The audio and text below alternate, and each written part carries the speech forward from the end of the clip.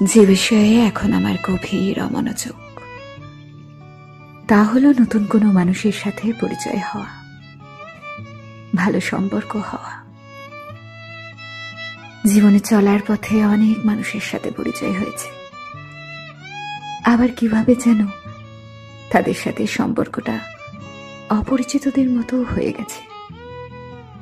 এই যে পরিচিত হয়ে আবার অপরিচিত হয়ে যাওয়ার ব্যাপারটা আমার কাছে কেমন জানি ভয়ঙ্কর লাগে।